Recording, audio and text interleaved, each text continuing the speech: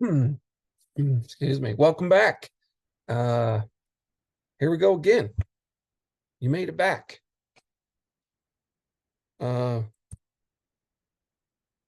Working in the business, doing all of the physical jobs that need doing is what we're going to talk about today. So, what are the jobs that need done? We made a list last time, but here's a more exhaustive list. Accounting, bookkeeping has to be done. Has to be done. Your equipment maintenance and your repairs, obviously, those need to be done. Compliance and safety department might be you, might be you might be every department. I get that. Wearing a lot of hats. I get it. Totally get it. Your marketing, you're always marketing, whether you think you're a marketer or not. You're maintaining relationships, professional, you're finding drivers if you're trying to build a fleet. That's mostly in the mastery training, this foundations. We won't really get into too much of that, but you're always marketing. Of course, there's dispatching. You've got to run the business, and you have to drive the truck. Somebody does. Somebody has to do all of these. You could get along.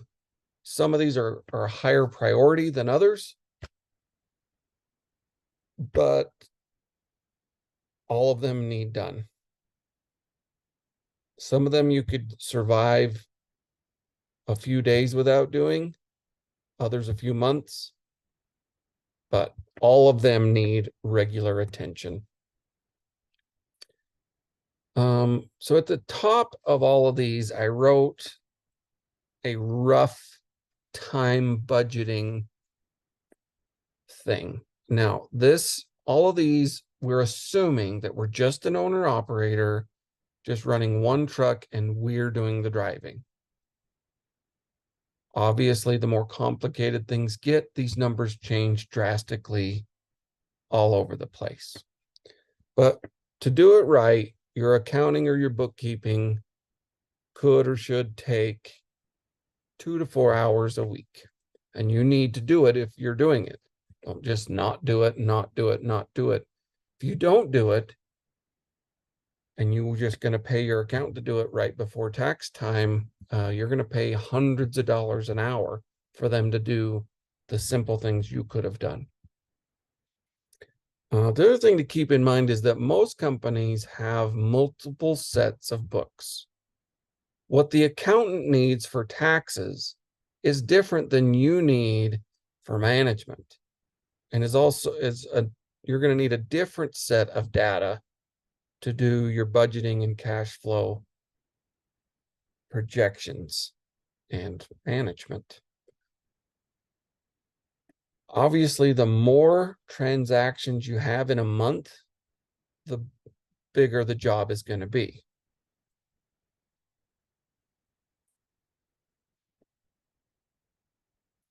As an owner operator, you may have as few as, say, 50 transactions a month. And that means 1 or 2 a day on average. Fuel, you get some income once in a while. You have another expense once in a while.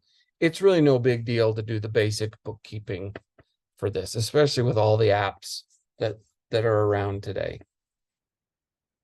You can hire it done, and that's not a bad way either. It takes something off your plate. You can move it, but it's getting done. It has to get done. I would definitely hire a CPA, an accountant, to do your taxes. You can do them yourself correctly. I don't know. That would all depend on your skill set and your understanding of the ever-changing tax laws. Good luck. That's not a job I want. And that's why I'm a truck driver.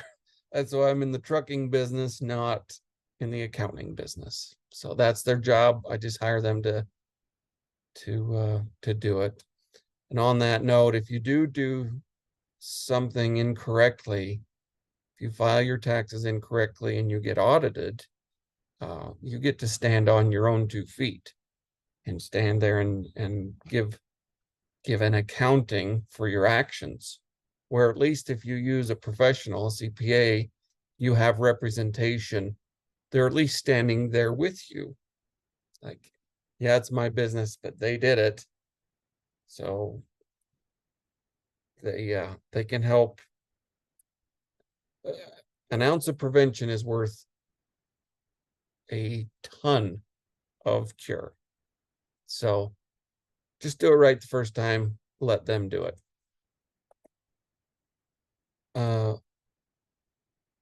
And I mentioned that earlier. The more that you do when it comes to this basic bookkeeping, the less you'll have to pay them to do.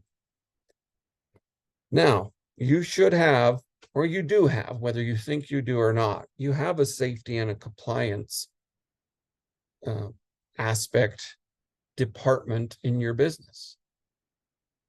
This shouldn't take a ton of time, but it does take some time to keep everything flowing. And it's gonna take you another 1 or 2 hours a week to handle it. And again, we're talking about one truck with you doing the driving, one owner operator, just getting started. You've got regulations galore. You've got to keep up with the FMCSA and their stuff, your UCR registration, your IFTA, your consortium, your insurance, your state and local business licenses. What do you mean? I'm a truck driver and I'm OTR. You still need a home office, a home base, and your state and local governments are going to require those business licenses for you to operate out of where you're at. Not to mention your local employment laws. Sometimes those can be a headache sometimes. You know, and an example is occupational insurance, like workman's comp. You may need it even if you're the only one. You actually do need it. You need some sort of coverage in case you as the driver get yourself hurt, or you as the office person get a paper cut, or whatever the case may be. Not to mention, you're going to have your new entrant safety audit that will come usually within the first year of operation. And this is where the DOT is going to either come to your office. Most of the time now, they're all off-site inspections, and you just upload the documents they want. But I've had them come to my place of business and want to see everything. And that's sure a good time. That's sure a pleasurable experience. I don't know if you can hear the sarcasm, but no, the new entrant audit is not bad. They're not actually trying to get you. It's more of a learning experience. But it's coming, and it's going to take some time to do. So make sure all your ducks are in a row. Not to mention you got to run the business, which is going to take 2 to 4 hours a week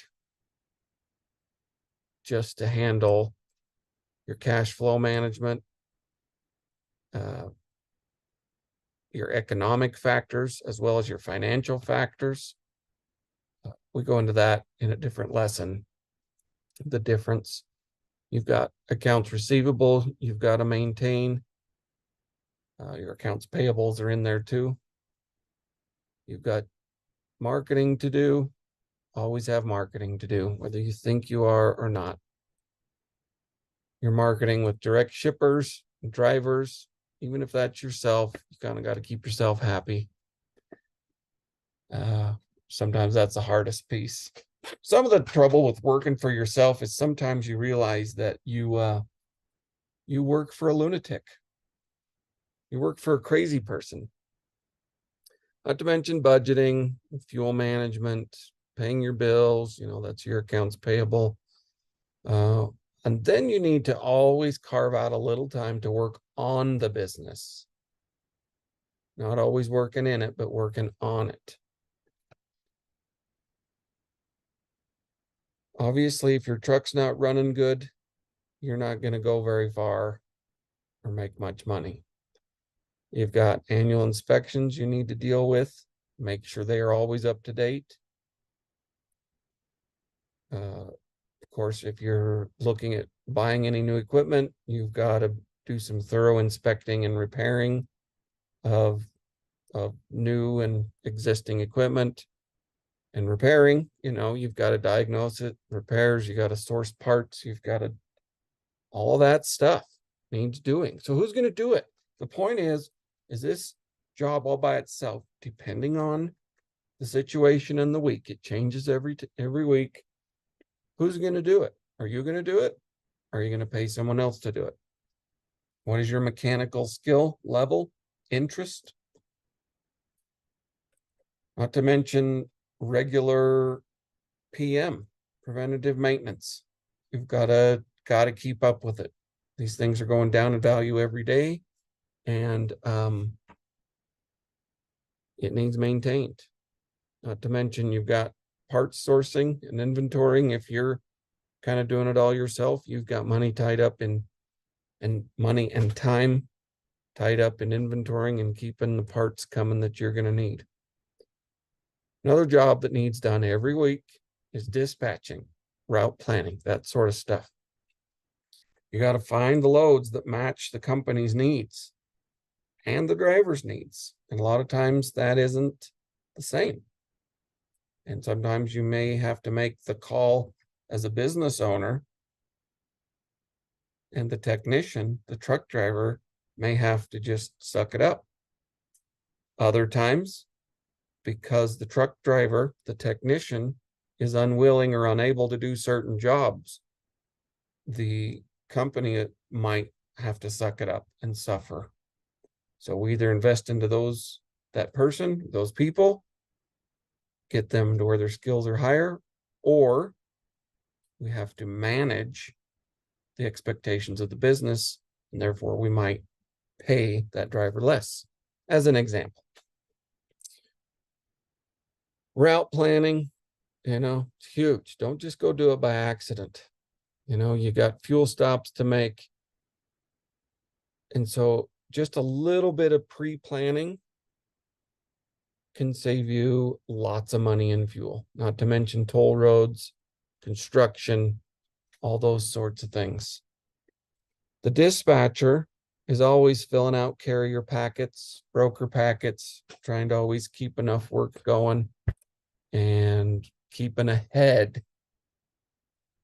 This is the trouble with being the truck driver and doing the dispatching, is you're driving, you're missing out on loads, but you've got to be on the phone. You got to stop and get on the load boards, however you're doing it. You've got to be ahead of finding the work. These trucks need a constant flow of work. It never ends. So to do that, you're going to need access to fax, printer, email, kind of regular access. You might have to stop on the regular if you're doing it yourself. Not to mention each place you work for is going to need some sort of special certificate of insurance. You're just always adding, changing. It seems like it never ends. And not to mention following up with future work, making sure that you're where you need to be as a business. Drivers always need to be where they need to be, but that's their job. You need to make sure the work is lined up in front of them, even if that's yourself. Dispatcher, brokers, always negotiating rates, trying to getting those as high as possible. And then there's driver management. Talked a little about that. And as the business manager, you need to keep your broker and your shipper relationships up to date. Because when it all hits the fan, when things go wrong, your dispatcher or manager or your broker, they are the one that fixes it. And if that's you, then that's you. You know, when you get a load rejected, okay, now where do we go dump it? What makes us late for the next thing that we have an appointment for? All those things. Like, it's a real job. You can do it, or you can hire it done.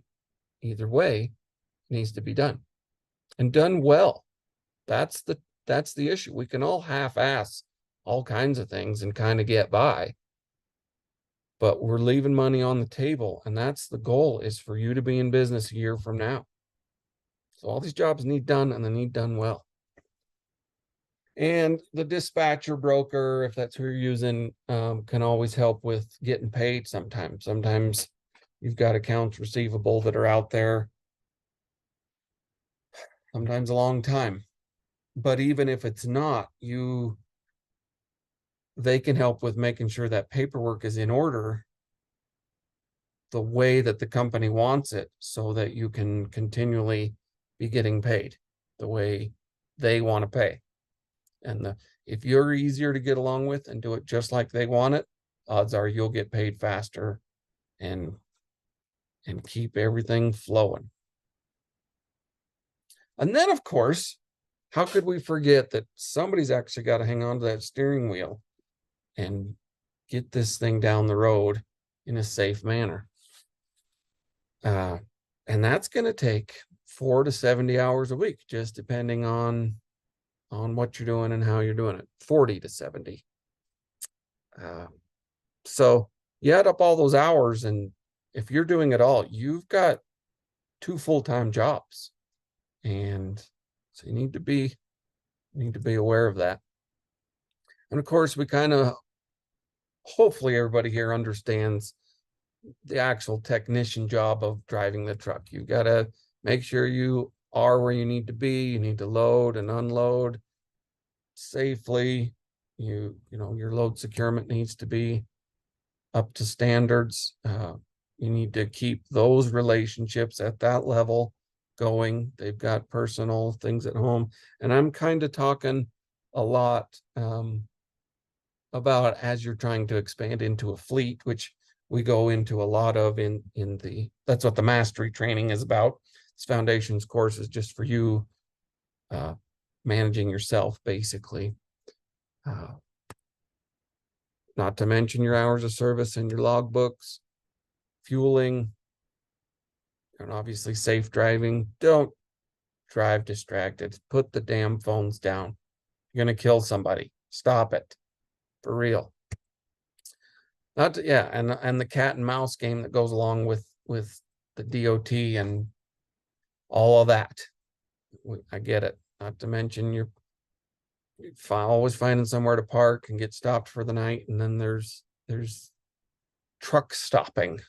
Like, living at truck stops is a challenge in and of itself. So the driver has plenty enough of a job on their own.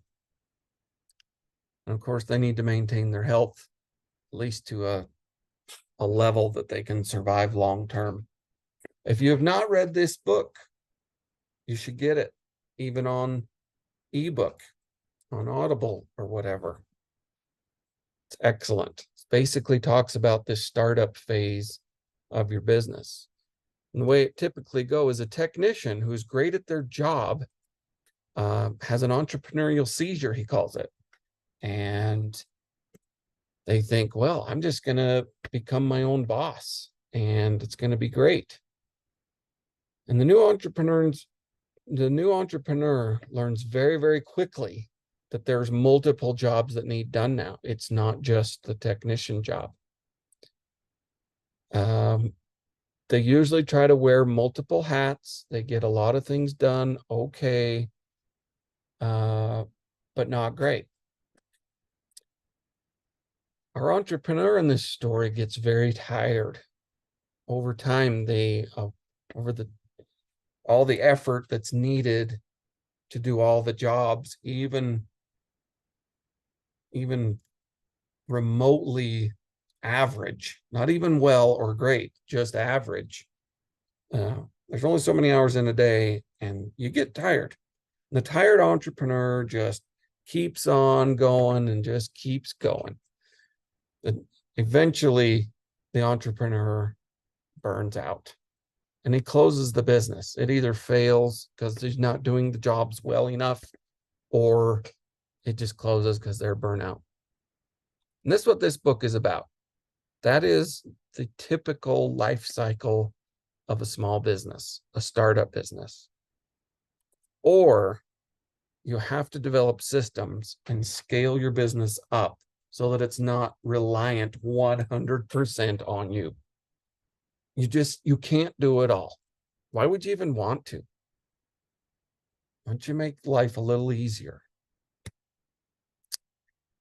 Yes, you're the CEO, but that sometimes turns into the chief everything officer. You know, it's funny that this amazing dream we have, this dream for our future and how it's going to work, a lot of times just turns into a nightmare. It's not something you get into it and you really regret ever getting into it. And that's what we want to avoid. I want to get you to where you're not only in business 1 year from now, but you're in business for the rest of your life if you choose to be. And if you choose not to be, you have profitable ways to get out of a business at any stage that you're in it. WITB versus WATB. This is also in one of Michael Gerber's philosophies, and it's just amazing. Basically talking about working in the business, and that's all the jobs we've been talking about so far. You know, all the things that you have to do and do and do and be and be and be. And, you know, the problem with do and do and doing is there's always more to do and do. And you're so busy putting out fires that you're doing this and you're doing that and and you end up just with a whole bunch of do's. And you end up with a pile of doo-doo because you just got more to just do and do and do. Now, WOTB, WOTB, is working on the business. And this is also something that you, as the entrepreneur, have to carve time out to address. It needs some attention. So working in the business is doing all the busy work that needs done. Not that it's unimportant. All the jobs need done, and they need done well. Where working on the business is looking forward, the direction you're headed. What good is it to make great time if you're going the wrong way? You know, there's a story, I don't even know what book it's in. It's probably in 7 Habits of Highly Effective People. Talks about going through the jungle, and it's not long and systems develop where the group of you, there's certain people are machete wielders, and others are sharpening the machetes, and others are clearing the path out, and you're headed through the jungle at an amazing rate. But the leader will climb to the tallest tree and decide the direction you need to go. What good is it to make great time if you're going the wrong direction? And don't be afraid to invest into your business. And you're probably thinking, I already am. Like, what are you talking about? I've invested everything. All the jobs that you're going to do, especially in the startup, have a value to them. But do your best to leave some of the money in the business. Don't take all the money to the house.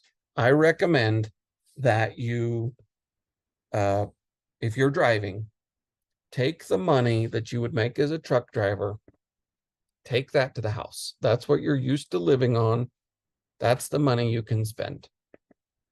Donate some of these other jobs. Let the company keep the money that it would take to do those. Instead of you taking it home and buying new toys and houses and pickups and all the things that we all want. It's just not time yet. Just wait. Let the company build up its cash reserves to the point that it can grow without you. That's the ultimate goal. So my suggestion is to just work the extra jobs that you want to do, can do well, do those, hire the rest out, but just donate that time. Take your driver pay to the house. The rest of it stays in the business. And on that, you need to keep your expenses as low as possible. The way of thinking about that is, I think it was Ben Franklin said, a penny saved is a penny earned. And that's actually true. A penny saved has a 1-to-1 ratio with going to the bottom line. I'm talking about accounting. You have your top line, which is your gross income, take your expenses out, and your bottom line is your profit. An expense saved is a 1-to-1 ratio. You save a penny here, it goes right to your bottom line. If you say, well, I'm just going to make more money, well, that makes sense too. But in order to get that 1 penny to come to the bottom line, you can't just make an extra penny. You're going to have to make 2 or 3 or 5 or $1, because there's additional costs coming out of that income. So a penny earned comes up here, and then you end up with whatever you have at the end after expenses. So penny saved is a penny earned, and it goes right to your bottom line. Homework for this section. You need to decide what jobs you can do well, which ones you're the most comfortable with. And it's okay that you can't do them all.